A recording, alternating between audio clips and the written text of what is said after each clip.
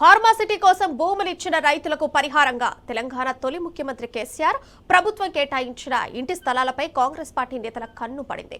అధికారంలోకి వస్తే ఫార్మాసిటీ రద్దు చేస్తామని మాయ మాటలు చెప్పి రైతులకు తీరని అన్యాయం చేస్తున్నారు.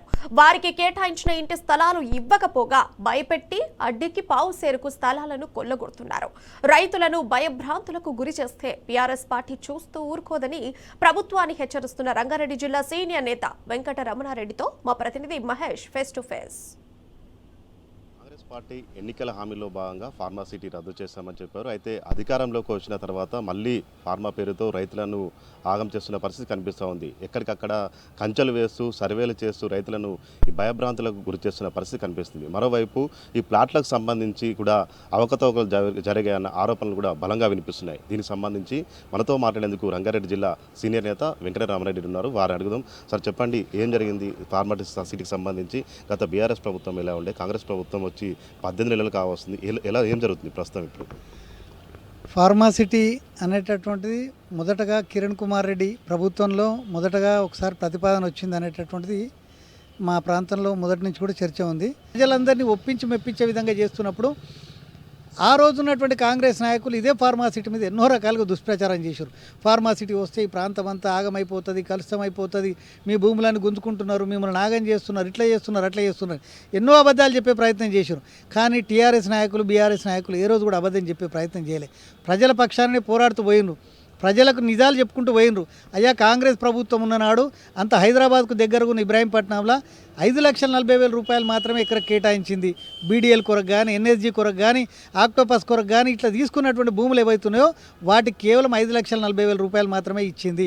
అదే రకంగా ఈ ఫార్మాసిటీ ప్రతిపాదిత పక్కనే ఉన్నటువంటి మెర్కాన్పేటలో కూడా ఆ రోజు కరెంటు కొరకు ఏదైతే తీసుకున్నారో దానికి 2.5 లక్షలు మాత్రమే ఇక్కడ కేటాయించడం జరిగింది. కానీ బీఆర్ఎస్ ప్రభుత్వం రైతుల ప్రభుత్వం ఇది.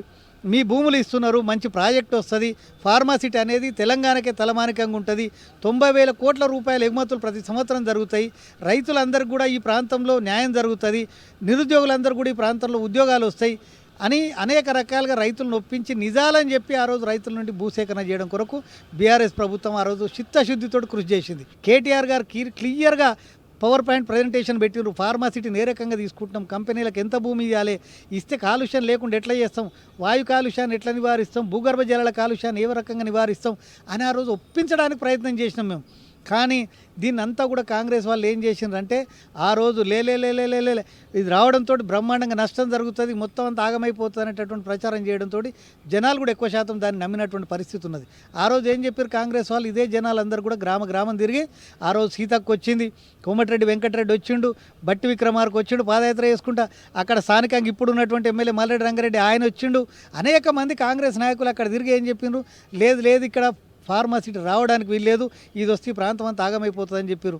కాంగ్రెస్ ప్రభుత్వం అధికారంలోకి వస్తే ఫార్మాసిటీని రద్దు చేస్తామని చెప్పిండ్రు, మీ భూములు మీకు తిరిగి ఇచ్చేస్తామని చెప్పిండ్రు, అందరికీ న్యాయం చేస్తామని చెప్పిండ్రు, వేరే పరిశ్రమలు తీసుకొస్తామని చెప్పిండ్రు. కానీ అధికారంలోకి వచ్చిన మరుక్షణమే వాళ్ళు మాట మార్చినటువంటి పరిస్థితి ఉన్నది. ఓ రోజేమో ఫార్మాసిటీ రద్దు అంటారు, మళ్ళీ ఎమ్మటే లేదు ఫార్మాసిటీ రద్దు ఏం కాదు, చిన్న కంపెనీలు వచ్చే ఫార్మాసిటీని పెడతామంటారు. మళ్ళీ ఒక రోజు వచ్చేమో చిన్న గోళీలు తయారు చేసే కంపెనీ పెడతామంటారు, మళ్ళీ ఒక రోజు వచ్చేమో ఫ్యూచర్ సిటీ పెడతామంటారు. అసలు మీరు ఫార్మాసిటీయా ఫ్యూచర్ సిటీయా? కోర్టుకు పోయేమో ఫార్మాసిటీ అని చెప్తారు, ఫార్మాసిటీ ఉందని చెప్తారు. 2013 భూసేకరణ చట్టం ప్రకారంగా ఫార్మాసిటీ కొరకు సేకరించినటువంటి భూములు ఇవాళ ఒకవేళ దానికి వాడకపోతే రద్దు అవుతుందనే ఆలోచనతో కోర్టు కూడా అబద్ధాలు చెప్తున్నారు. కోర్టుకేమో ఫార్మాసిటీ ఉంటుందని చెప్తున్నారు, బయట వచ్చేమో ఫ్యూచర్ సిటీ అని చెప్తున్నారు. అదే భూములల్లో ఈరోజు కోర్టుకు అబద్ధం చెప్పుకుంటూ కూడా ఈరోజు ఏం చేస్తున్నారు, అక్కడనే స్కిల్ డెవలప్మెంట్ సెంటర్ కానీ ఇటువంటివి ఏవో స్కిల్ యూనివర్సిటీ అని ఇటువంటివి ఏవో వేరే పెట్టేటటువంటి ప్రయత్నం చేస్తున్నారు. ఇవాళ మేము ఇదే మేడిపల్లి ఇదే ఫార్మాసిటీలో మేము డిమాండ్ చేస్తున్నాం ఏంటంటే, మీరు కనుక ఫార్మాసిటీ కాకుండా ఫ్యూచర్ సిటీ కొరకు దీన్ని సేకరిస్తున్నారు కాబట్టి ఖచ్చితంగా రైతులకు ఎకరకు కనీసం 500 నుంచి 600 గజాల ప్లాట్లను మీరు ఖచ్చితంగా ఇవ్వాలి. ఎందుకంటే మేమేం పరిశ్రమలు పెట్టడం కొరకు భూమిని సేకరించినాం, మీరేం వ్యాపారం చేయడం కొరకు దాన్ని వాడుకుంటున్నారు. కాబట్టి మేమేం డిమాండ్ చేస్తున్నాం, ఎకరకు 121 గజాలు కాదు, 500 నుంచి 600 గజాలు కంపల్సరీగా రైతులకు ఇవ్వాలని చెప్పేసి మేము డిమాండ్ చేస్తూ ఉన్నాం.